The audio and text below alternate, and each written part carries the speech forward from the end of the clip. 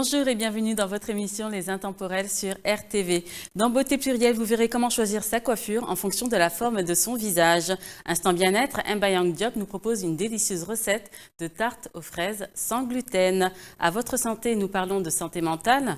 Dans Culturez-vous, j'ai la joie d'accueillir Abby Renza qui est écrivaine et qui va proposer des magnifiques livres pour enfants écrits en arabe littéraire. On a testé pour vous, nous vous proposons une petite visite du château de Versailles vue de l'intérieur. Bienvenue Abby Renza. Bonjour, merci pour l'invitation. Merci, ravie de vous accueillir.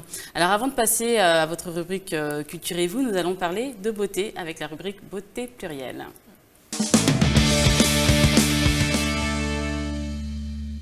Alors, est-ce que vous savez comment choisir la coiffure en fonction de la forme de son visage? Pas vraiment. Parce que le but, en fait, c'est quand on a une coiffure, c'est de pouvoir se mettre en valeur. Ouais. Et parfois, on a des coiffures qui ne vont pas nous mettre en valeur et qui vont accentuer certaines formes de visage. Donc, en Occident, on va dire les critères de beauté, ou même dans beaucoup de pays, c'est d'avoir le visage ovale. Et donc, l'idée, c'est que dans les coiffures, c'est d'ovaliser le visage quand on a une coiffure. Donc, par exemple, si vous avez un visage triangle avec la pointe vers le bas, donc il vaut mieux avoir les cheveux mi-longs jusqu'au menton, par exemple, des cheveux souples et légèrement bouclés. Donc, ces types de coiffure va ovaliser un peu le visage. Si vous aimez les cheveux courts, il faut plutôt des lignes sobres et épurées. Et si vous aimez les cheveux longs, plutôt une raie sur le côté avec une petite mèche qui passe sur le front. Donc ça, c'est pour les visages qui ont une forme de triangle vers le bas. Pour les visages hexagonales, donc c'est le visage un peu en forme de diamant. Donc c'est des coupes courtes plutôt qui vont mettre le visage en valeur. C'est des coupes faciles à vivre qui vont structurer le visage avec du volume un peu sur les côtés et sur les pommettes. Voilà, donc c'est ce type de coiffure. Pour les visages qui sont longs, donc l'idée pour les visages qui sont très longs, c'est d'apporter du volume sur le côté. S'il n'y a pas de volume sur le côté, en fait, le visage va passer et va paraître encore plus long. Donc voilà, donc il ne faut pas hésiter à mettre du volume sur le côté, une frange, quelques mèches en bataille. Les cheveux par exemple, s'ils sont raides, les rebiquer un peu vers l'extérieur. Et si vous avez les cheveux longs, donc le dessus de la tête doit être plutôt lisse et le contour un peu bouclé. Et là, ça va aider à diminuer l'effet hexagonal du visage. Long du visage, voilà. Si vous avez le visage plutôt ovale, donc vous pouvez vous permettre tous les types de coiffures qui vous mettront en valeur, les carrés, bouclés, volumineux, les dégradés sur des coiffures simples plutôt. Et si vous aimez les cheveux courts, il faut des coiffures peu structurées et avec des longueurs au niveau de la nuque. Les visages en forme de rectangle. Alors pour ovaliser, il ne faut pas trop de longueur, parce que sinon ça va rendre encore le visage encore plus rectangle. Porter une frange un petit peu longue qui va ovaliser le visage et effiler les bordures, les pointes autour du visage. D'accord. Et le visage carré, donc pour l'adoucir, les coupes asymétriques, du volume sur le dessus. Pour les cheveux courts, volume au-dessus de la tête toujours. Et si vous aimez les cheveux longs, les porter un peu au niveau des épaules. Voilà, donc c'est les formes qui vont mettre un peu, les différentes coiffures qui vont mettre un peu en forme, ovaliser le visage. Bah, c'est bien ça. Voilà, donc c'est des petites astuces comme ça. Et c'est vrai que vous portez le foulard, le voile, mais même avec le foulard ou le voile, on peut aussi un peu tricher. Voilà, en le portant, soit comme vous l'avez, ou soit en laissant des parties du foulard pendre sur les côtés, etc. Donc il y a plein de variantes possibles. Voilà, donc vous n'avez pas d'excuses pour ne pas trouver la coiffure adéquate qui vous mettra en valeur. Merci pour ces conseils, Monet. Avec grand plaisir. À présent, nous allons passer à la recette de Mba Young Diop de tarte aux fraises dans la rubrique Instant Bien-être.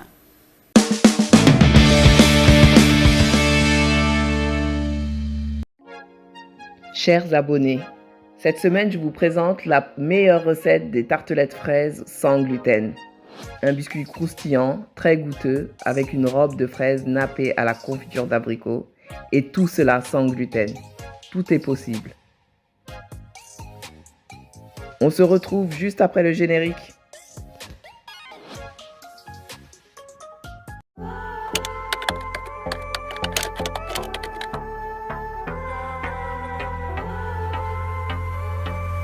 Nous allons passer à la présentation des ingrédients. Alors, il va nous falloir 200 g de farine de riz, 100 g de maïzena, 2 œufs, 120 g de beurre fondu, 80 g de sucre. Pour la crème, il va nous falloir 250 ml de lait, 30 g de fécule de maïs, 30 g de sucre, un zeste de citron vert, 3 jaunes d'œufs, de la confiture d'abricot pour napper les fraises, un peu d'huile, 250 g de fraises. Donc nous allons réaliser les sablés sans gluten. Alors nous allons prendre notre farine de riz, nous allons mélanger notre maïzena avec notre sucre, tous les éléments secs ensemble, on les mélange, voilà comme ceci. Nous allons rajouter nos œufs, puis notre beurre fondu. Et nous pouvons tout mélanger de façon homogène. Voilà, la pâte est prête.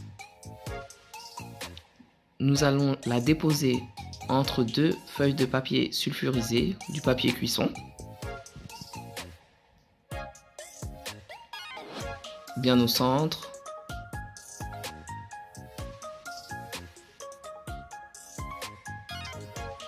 Reposer la deuxième feuille de papier cuisson dessus et on passe un coup de rouleau d'un côté puis de l'autre jusqu'à obtenir la taille nécessaire que vous souhaitez.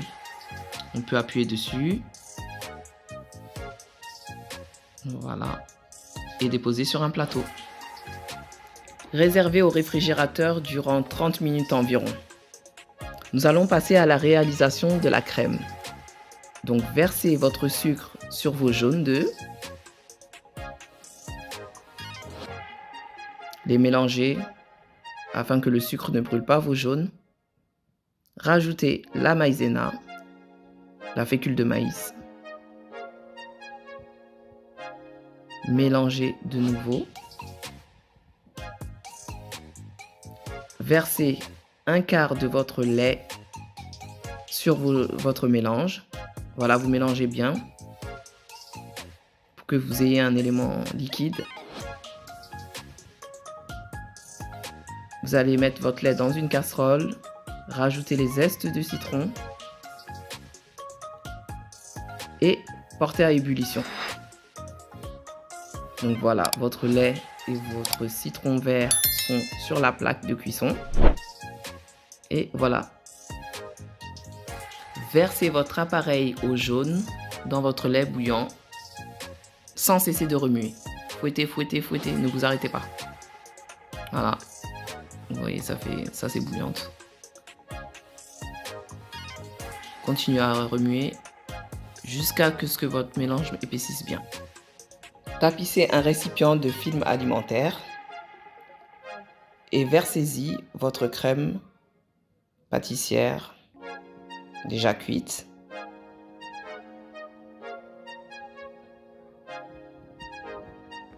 Étalez-la bien. Recouvrez d'un autre film, vous allez filmer au contact pour pas que l'air ne passe et fasse une croûte. Réservez au frais pendant au moins 2 heures. Voilà, là nous allons détailler nos sablés à l'aide d'un verre, comme ça. On fait des boules et après on aplatit et on détaille des cercles. Et on va enfourner à 180 degrés pendant 20 minutes.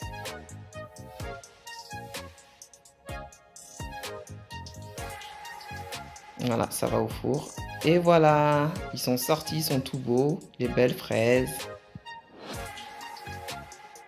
Et on va passer au dressage. Donc nous prenons notre tartelette à l'aide d'une poche.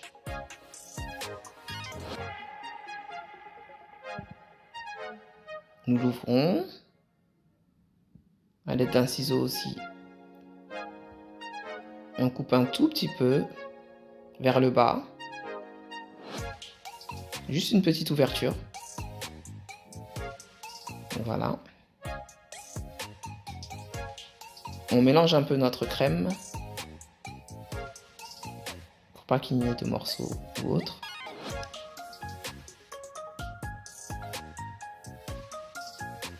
Ouvrez bien votre poche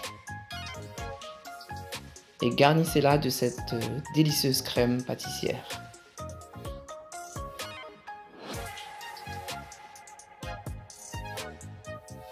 On extrait l'air qu'il peut y avoir à l'intérieur. Et voilà, on poche un tout petit peu de crème pâtissière. Voilà, comme vous pouvez le voir. On dispose nos fraises dessus, joliment. Voilà, vous pouvez vous servir de cet exemple. On les serre un peu quand même. Voilà, et on les maintient. On prend notre pinceau et notre confiture d'abricot et on vient napper nos fraises.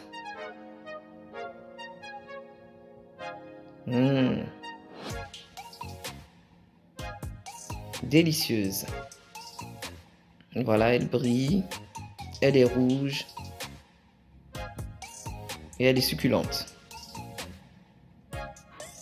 Voilà. Enfin, elle est prête.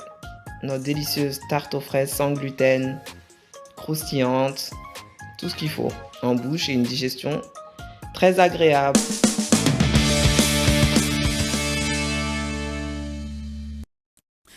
La recette de la tarte aux fraises, elle a vraiment l'air très très délicieuse, hein. Ben oui, c'est surtout que les recettes proposées par Mbayang Diop sont sans gluten. Et donc, c'est pratique de faire ce type de recettes pour pouvoir proposer ces recettes-là à toute la famille. Puisqu'il y a de plus en plus d'intolérance au gluten, Oui. de plus en plus. Et donc, il y a plein d'alternatives. Et donc, Mbayang Diop est spécialisé dans les recettes sans gluten et des recettes pour des régimes alimentaires spécifiques, les personnes qui sont diabétiques, etc. Donc, il ne faut pas hésiter à la contacter. Et voilà, je vous invite à vous régaler et à préparer cette recette aussi à la maison. D'accord. Alors, maintenant, nous allons parler de santé mentale, hein, qui touche beaucoup tout le monde, toutes les populations, les hommes, les femmes, les enfants. Et nous allons voir dans cette vidéo ce que veut dire avoir des problèmes de santé mentale et comment le mécanisme se crée. Regardons.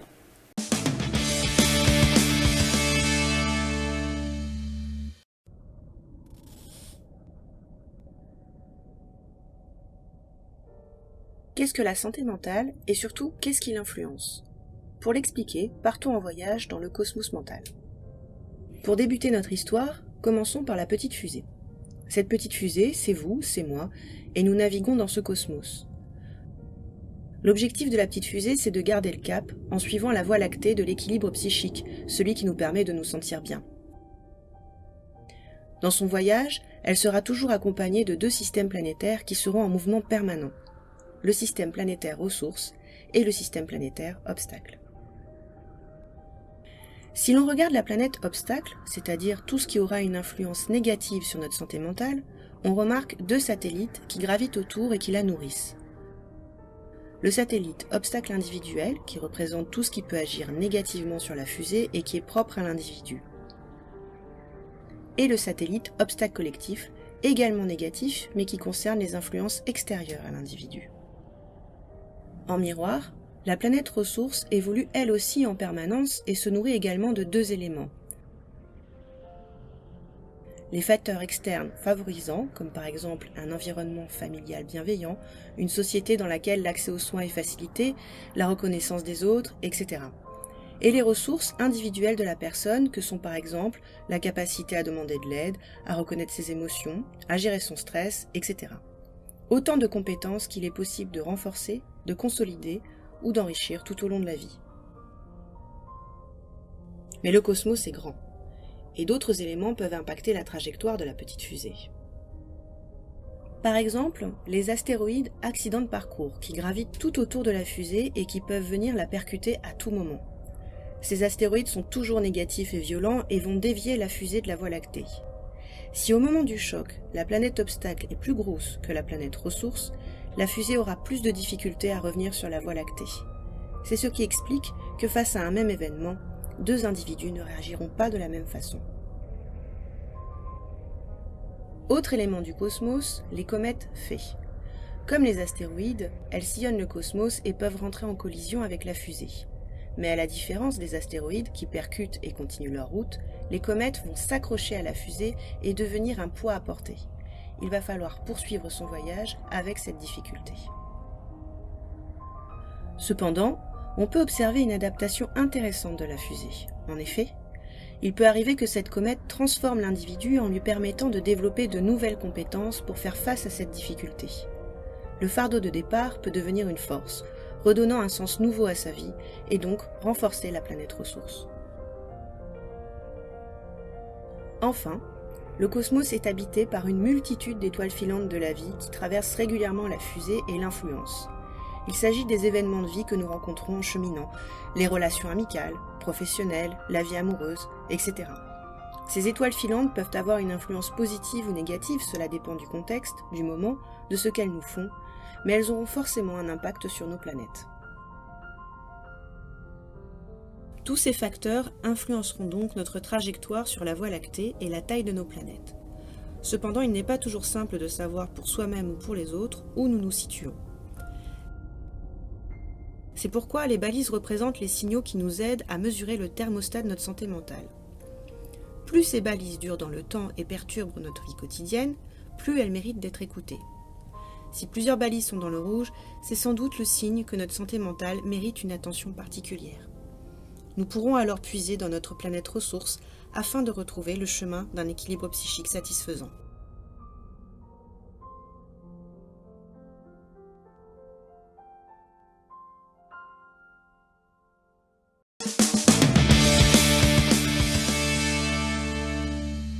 La santé mentale, effectivement, c'est un vrai fléau qui nous touche de plus en plus. Avec la période du Covid aussi qui est arrivée, effectivement, beaucoup de personnes sont devenues dépressives. Et là, dans cette vidéo, on voit que c'est un peu imagé, mais on comprend clairement que la santé mentale peut être perturbée par différents facteurs qui peuvent arriver au niveau de l'enfance, dans la manière dont les parents vont éduquer l'enfant, lui parler, des mots qui vont le blesser, qui vont le marquer à vie. Les expériences de la vie, les différentes épreuves peuvent justement affecter aussi la santé mentale. Et l'idée, c'est de pouvoir essayer de rebondir sur les différentes épreuves pour pouvoir en créer une force et avancer dans la vie. Et surtout être à l'écoute de Oui. notre santé mentale, parce Bien que sûr. des fois, on peut être atteint d'un problème et on ne le voit pas, Oui. on vit avec ce fardeau tout au long de notre vie. Bien sûr. Et il n'y a personne qui détecte vraiment ce problème-là. Donc la composante mentale et psychologique, elle est très complexe chez nous. Donc il faut vraiment être à l'écoute de nous-mêmes et des gens qui nous entourent. Bien sûr, ouais. Être à l'écoute, effectivement. Et oui, et effectivement, des gens qui nous entourent, parce que nous aussi, on peut détecter chez Oui. une personne qu'elle va mal et l'inciter à en parler et à se faire soigner. Donc il ne faut pas hésiter. C'est vrai que dans certaines cultures, il n'y a pas cette culture, Oui. justement, cette comment dire, habitude d'aller voir des psychologues Oui. ou de consulter des spécialistes, mais il ne faut pas hésiter à y aller et dès que possible pour ne pas que cela s'empire. Oui, c'est sûr. Donc, c'est vraiment très important. Et d'ailleurs, notamment pour les étudiants, il y a le parcours Mon Psy qui permet de bénéficier de 8 séances gratuites donc, chez un psychologue. Et donc elles sont gratuites puisqu'elles sont remboursées par la sécurité sociale. Ouais. Et ça c'est important puisque beaucoup de personnes n'ont pas forcément les moyens de payer ce type de séance et d'avoir mis ça en place, c'est très bien. Donc faites attention à votre santé mentale, éloignez-vous des personnes qui sont toxiques. Parce qu'il y a beaucoup de personnes qui sont toxiques, qui rabaissent, qui sont négatives. Et pour se préserver, il vaut mieux s'en éloigner. C'est sûr. Ouais. Quand on peut. Quand on peut, oui, quand on peut. C'est vrai que c'est pas forcément évident quand les personnes font partie de notre Ouais. famille ou des amis proches ou des collègues dont on peut se passer, parce qu'avec certains collègues, on est obligé de travailler avec Oui, eux c'est en ça. binôme, etc. Mais il ne faut pas hésiter à demander à changer de service, par exemple si c'est au travail, parce qu'il ne faut pas non plus tomber malade, demander à changer éventuellement de collègue ou en parler aux collègues en question pour qu'ils se corrigent et arriver à travailler en osmose. Et au niveau des membres de la famille, peut-être essayer de prendre une certaine distance et comment dire, essayer de ne pas tout prendre pour soi, pour Ouais. pouvoir se détacher. C'est pas évident, mais c'est important d'essayer de se détacher de certaines paroles pour ne pas avoir l'esprit pollué. Je peux vous recommander un beau livre dans ce sens. Oui. Il y a un livre qui s'appelle « Comment gérer les personnalités difficiles ». D'accord. Et ça, c'est un livre qui effectivement montre les différentes personnalités qui peuvent être difficiles et comment les gérer. Parce que des fois, si on a une maman qui est narcissique ou un papa, Oui. on ne peut jamais se séparer d'un papa ou Bien sûr. d'une maman. Mais il faut savoir vivre avec, se protéger et protéger les autres. Et ce livre-là, il vous donne vraiment les recettes pour le faire. Donc je le recommande vivement, que ce soit pour le milieu professionnel. Moi, j'ai dû le lire effectivement pour mon travail professionnel. Et ça m'a beaucoup aidé pour prendre de la hauteur, pour savoir faire ou quoi et ne pas faire avec cette personnalité-là et comment gérer une équipe en gros. Donc ça aide beaucoup. Ça s'appelle Comment gérer les personnalités difficiles.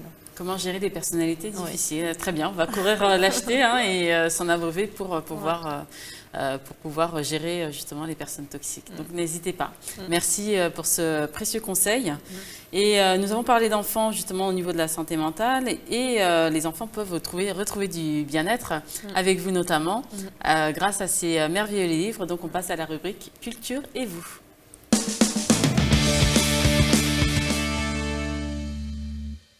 Merci Abi Remza d'être venue sur ce plateau. Donc vous êtes écrivaine et vous êtes également éditrice, auto-éditrice.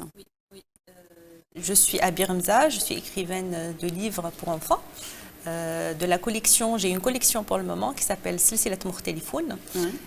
Silsilat Mouhtelifoun, ça veut dire différent. Et ça, c'est le pilier de toute la collection, c'est la différence, la tolérance et l'acceptation de l'autre. Je suis ingénieure de formation, c'est pas du tout mon métier. Et j'ai fait ça pour faire plaisir au début à mes filles qui ont commencé à lire l'arabe. Et puis le projet a commencé à prendre une autre forme. Et là, ça commence à être distribué dans beaucoup de pays. D'accord, mais bravo. Ce sont des très très beaux livres. Donc vous me disiez, ils sont inspirés des livres Monsieur Madame qu'on a peut-être tous lus dans notre enfance. Alors c'est une inspiration de l'idée d'avoir un trait de caractère par personnage. Donc j'ai Al-Am Wasser, c'est oncle sale, tante élégante, tante maniaque, enfin monsieur à l'envers. Donc j'ai ajouté quand même une touche très originale, que ce soit sur les histoires, que ce soit sur l'idée du livre, parce que le message de la tolérance, ça n'existe pas dans la collection Monsieur et Madame.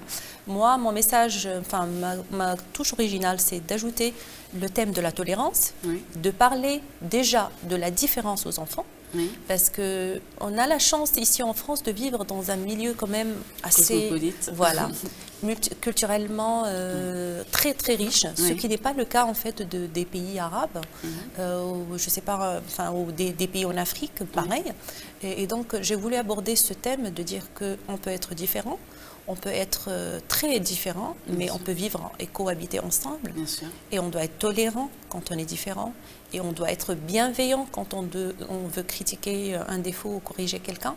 Et donc ça, j'ai pas grandi en France, j'ai pas eu la chance de vivre dans un milieu assez riche culturellement parlant. J'ai grandi en Tunisie où on est tous pareils, sur tous les plans. Et donc je sais que cette richesse-là, il faut la mettre en avant.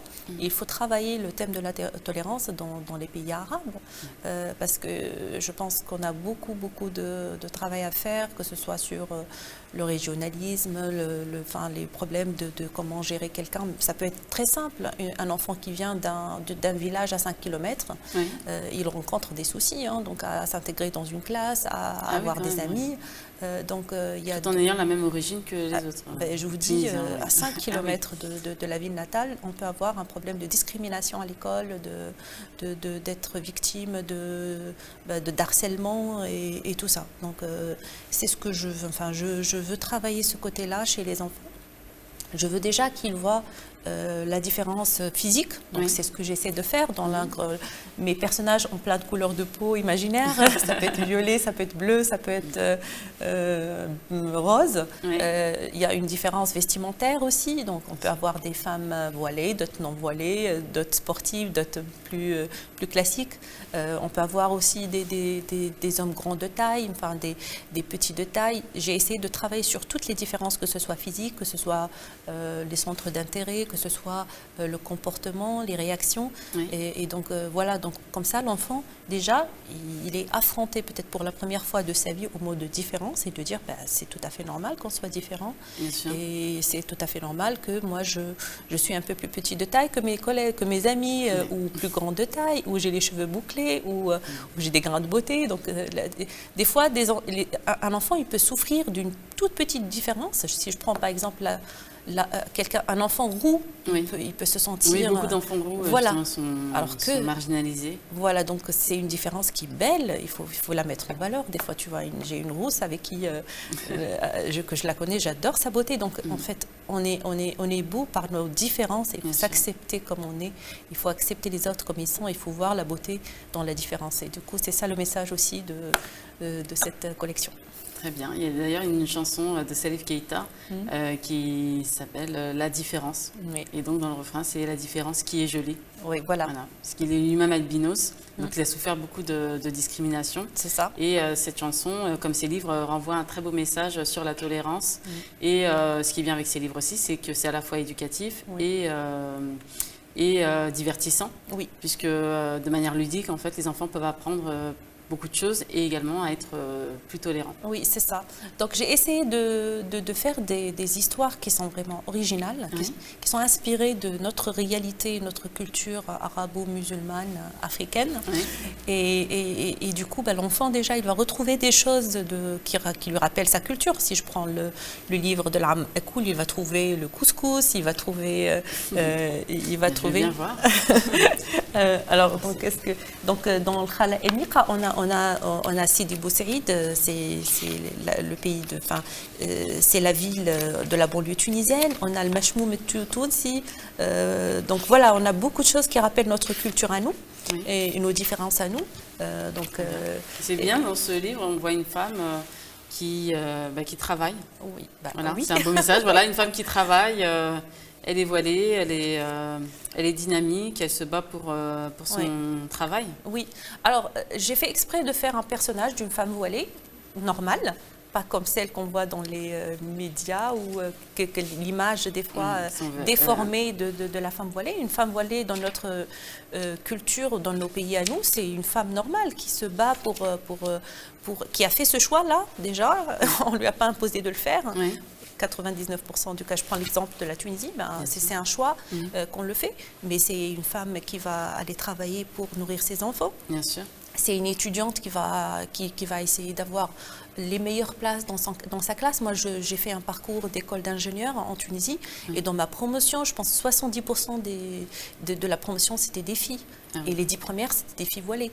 J'ai toujours dans ma tête cette image-là. Et quand je suis venue en France, j'ai vu que le milieu d'ingénieur, on n'a pas beaucoup de filles dans notre milieu d'ingénieur informatique ou microélectronique, donc il n'y a pas beaucoup de filles. Donc on a une chance d'avoir cette femme-là qui est forte, qui se bat pour arracher sa place. Et c'est pas facile quand on a une culture différente, quand on vient dans une société qui a déjà une image un peu erronée de ce qu'on représente malheureusement. Bien sûr. Et du coup, il faut commencer par effacer déjà. Oui, c'est ça. Effacer déprogrammer. Voilà, déprogrammer, montrer que voilà, on vaut beaucoup de choses et que c'est pas quelque chose qui nous handicape pour avancer dans la vie. C'est au contraire, c'est quelque chose qui va nous donner de la force. C'est juste quelque chose d'intime, c'est un choix, c'est une liberté. Bien sûr. Voilà. C'est important de le dire, c'est une liberté des femmes de faire le choix donc de porter le voile ou de ne pas le porter. Voilà. Effectivement. Donc c'est important de le préciser aussi. Et ce qui est bien, c'est que dans les livres, on a effectivement des femmes qui sont voilées, non voilées, et de toutes les carnations aussi, comme vous pouvez le voir ici. Oui. Et j'ai fait exprès aussi, le Khala Nashita, c'est la copine de Khala élégante. Donc je peux être copine, on est copine, et chacun de nous, il fait son choix. Bien sûr. Et du coup, voilà, c'est elle, la seule Khala Nashita, qui peut aller avec Khala élégante pour faire ses courses. Bien sûr. Et du coup, elles sont copines proches, et chacune avec des ses deux, convictions voilà, et avec sa manière de pratiquer. Effectivement. Et voilà. Et donc, pas de jugement, il ne faut pas imposer, il ne faut pas forcer dans un sens ou dans l'autre. Bien sûr. Alors, il y a le livre aussi, monsieur Sall, oui. Oncle Sall. Oui, Oncle Sall, oui, c'est le préféré des garçons d'ailleurs. qui fait beaucoup de bêtises, je pense. Donc, le sel, on voit déjà le hammam, la décoration du hammam tunisien, c'est le bain mort. On a pas mal de bains morts dans nos pays. Donc, j'ai voulu aussi mettre en valeur dans les illustrations et je remercie énormément mon partenaire dans ce projet, Monsieur Nabil Belhaj, qui est un grand professionnel et qui m'a bien écouté, qui a bien su transmettre le message que je voulais faire, mon texte en images. On a travaillé à distance, il est en Tunisie, je suis en France et on a fait ce beau travail à distance et je le remercie beaucoup. Donc voilà, il m'a compris. Donc là, on peut voir dans les personnages, le machmoum tout aussi, c'est du jasmin. Donc le Tunisien, il a l'habitude de mettre le jasmin. Pour nous, l'été, c'est le jasmin, c'est l'odeur du jasmin. Et donc il met le jasmin ici. Donc l'oncle Navif, il le fait. Navif, c'est propre. Et du coup, les amis, ils essayent de corriger un peu ce défaut de l'Amouasir, le monsieur oncle sale, pour trouver pour l'aider à surmonter ce problème d'hygiène qu'il a, mais tout en restant bienveillant. Pour moi, c'est ça aussi le message.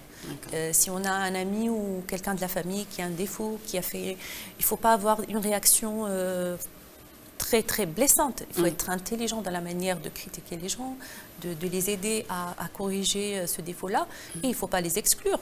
Comme je vous ai dit, on peut avoir quelqu'un qui a ce problème-là d'hygiène, mais qui a une compétence énorme dans son travail. Ça peut être un prof, ça peut être un ami qui est toujours là, mais bon, il a du mal à s'occuper de cette partie intime de lui. Donc, est-ce qu'on va complètement l'exclure ou est-ce qu'on va l'aider et à l'intégrer de nouveau dans la société tout en restant bienveillant, tout en restant à l'écoute. Donc c'est ça aussi mon message. S'il y a quelqu'un qui a un défaut, on ne va pas complètement l'exclure ou le juger ou le harceler. Il faut l'aider aussi. Et ça, je pense aussi dans le milieu des enfants, c'est très important à souligner. Effectivement, d'enseigner dès le plus bas âge l'empathie. Voilà. Aux enfants, puisqu'effectivement, on peut avoir ce type de personnage dans notre entourage et le dire comme ça, de manière brutale, ça peut le vexer, le blesser et atteindre sa santé mentale aussi, puisqu'il peut... puisque déjà, c'est un problème et donc ça va l'accentuer. Oui, c'est sûr, c'est sûr. Et du coup, moi, je me rappelle que ma grande, mon aînée, elle était confrontée à un cas où elle a dû réagir, elle. Elle avait une copine dans la classe qui était quand même harcelée pour des raisons semblables. Et effectivement, elle a su réagir, elle a parlé à sa maman. Je l'ai vu parler avec sa maman en direct en lui disant « Votre fille, elle est maltraitée, elle ne vous dit rien, mais dans la classe, elle souffre. » Et du coup, elle l'a défendue et elle a parlé, donc la maîtresse, elle a pris les bonnes mesures. Donc, elle a vraiment résolu ce problème-là dans la classe et j'étais très fière d'elle parce qu'elle a fait cette réaction-là et elle était alertée par la souffrance d'une amie dans la classe. Donc, on peut sauver une amie parce qu'effectivement, on est à l'écoute et on est observateur et on regarde ce qui se passe vraiment autour de nous. Donc il faut faire ce travail-là dès le petit âge pour que l'enfant ait ce réflexe de critiquer intelligemment, de prendre du recul et de ne pas être dans la foule. Parce que des fois, on est dans la foule. Donc, il suffit qu'un enfant commence à se moquer d'un enfant, que tout le monde suive. Et il faut avoir cette force de caractère et ce recul et cette culture de dire non, ça c'est pas bien. Ce qu'on fait n'est pas bien. Bien sûr. Et en parler à un adulte, si cela dégénère beaucoup aussi, parce qu'après, la personne qui défend peut être aussi harcelée à son tour.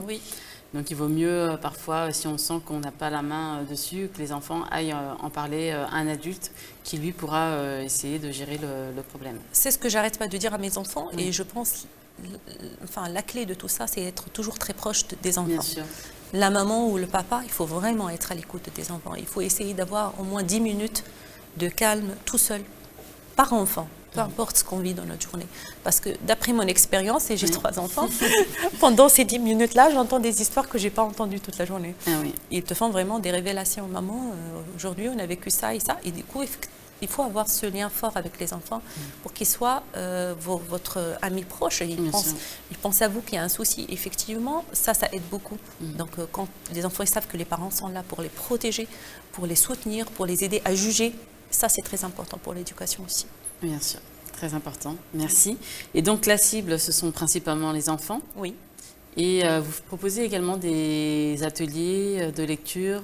Oui, alors ce que je fais actuellement, c'est que je travaille beaucoup avec une école arabe en région parisienne. Oui. Je ne sais pas si je peux donner le Oui, nom. vous pouvez le...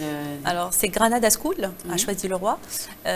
Donc, le travail, il est magnifique qu'on fait avec les enfants. J'en fais des ateliers de temps en temps. L'année dernière, on en a fait un avec tous les niveaux de la classe, partant de l'école primaire, de l'école préparatoire, pardon. Donc, avant, ils ont 7 niveaux. Donc, ils ont vraiment du 1er au 7e, 8e, 9e même. Oui.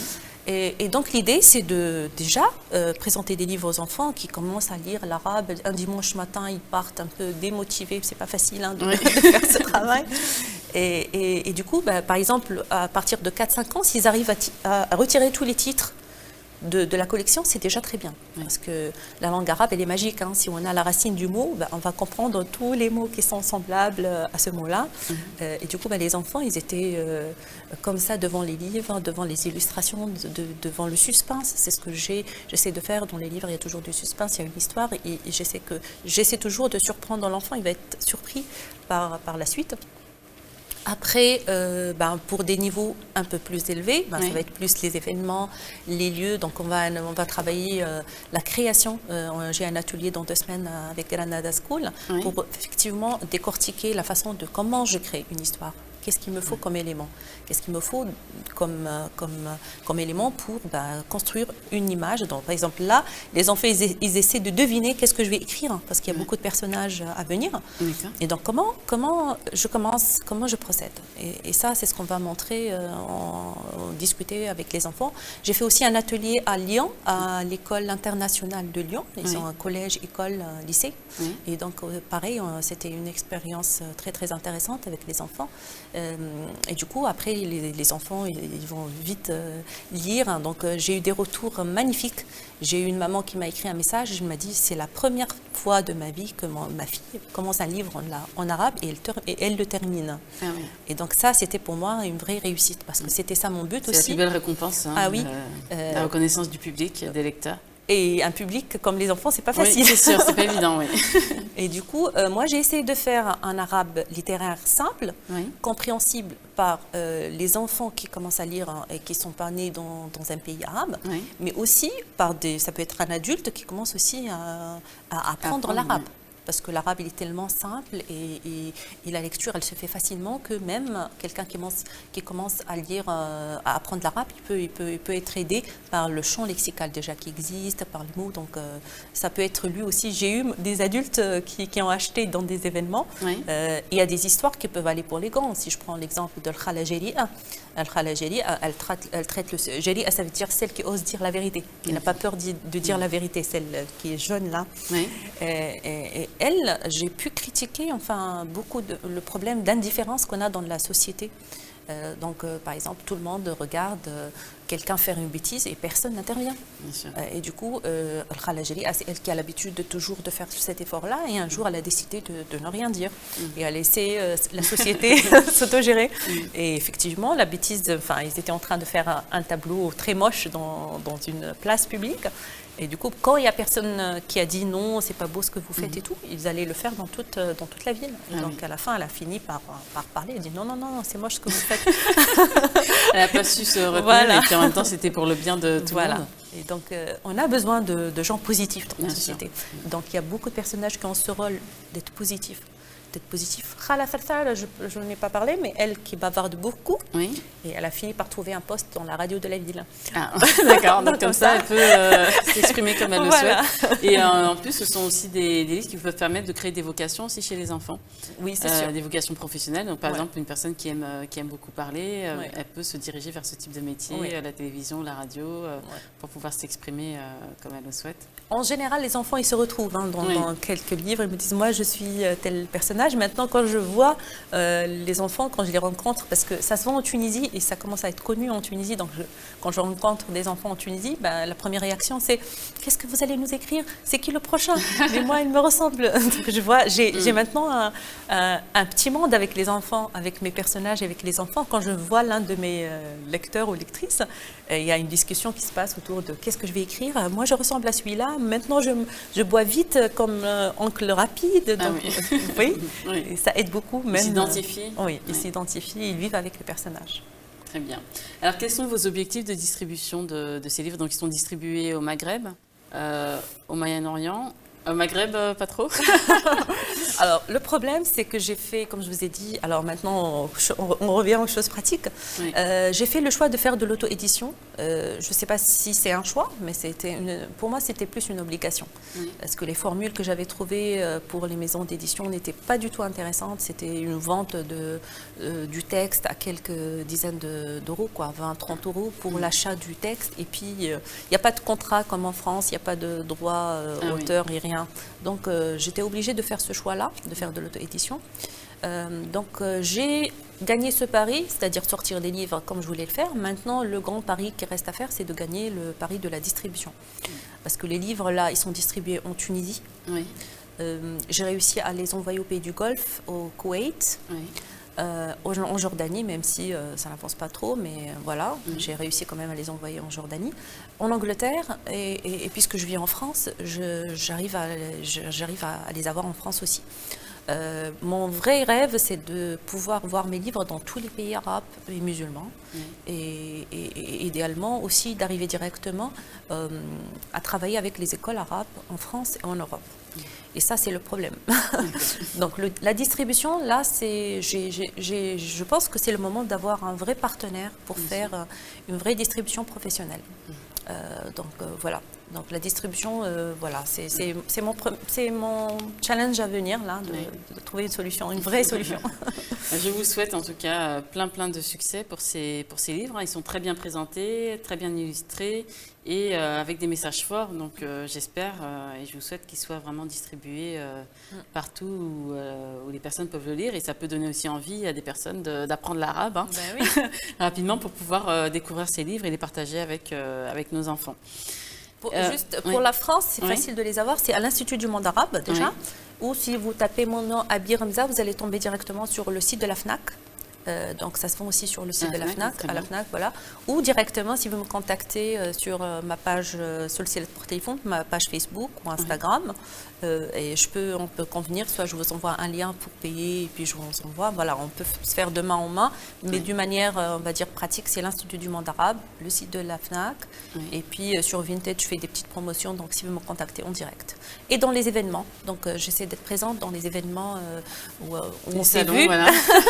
Donc dans le salon, dans des événements où au moins j'aurai un public, parce que c'est pas facile aussi, hein. Des fois j'arrive dans un public où ils lisent pas l'arabe, donc c'est pas la cible. Voilà, c'est pas la cible.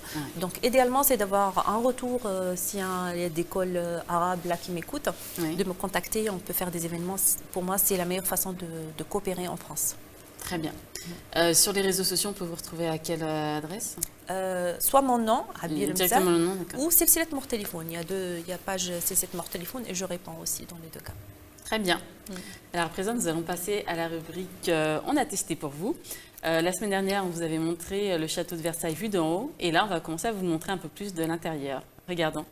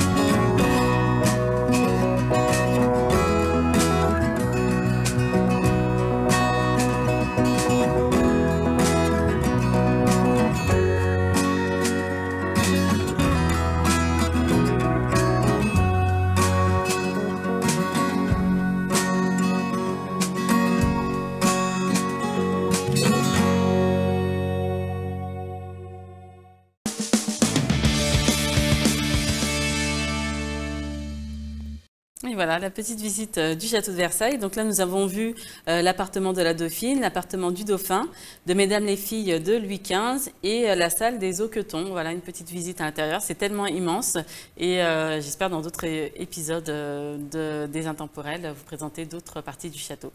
C'est juste magnifique. Juste pour information, donc les dauphins et les dauphines, c'est les noms attribués, c'est les surnoms attribués à la naissance au fils aîné du roi. Au fils ou la fille aînée du roi, donc on les appelle les dauphins ou dauphines. Et lorsque l'un décède, c'est le cadet qui arrive juste après qui reprend le statut de dauphin ou de dauphine. D'accord. À présent, les intemporels, c'est déjà terminé. Merci à Biremza d'être venue sur ce plateau. Ravie d'avoir pu découvrir ces merveilleux livres et de vous les avoir fait découvrir. Je vous invite à courir les acheter, à la contacter via les liens qu'elle a cités tout à l'heure, donc à Biremza sur les réseaux sociaux. Et je vous dis à la semaine prochaine. Au revoir.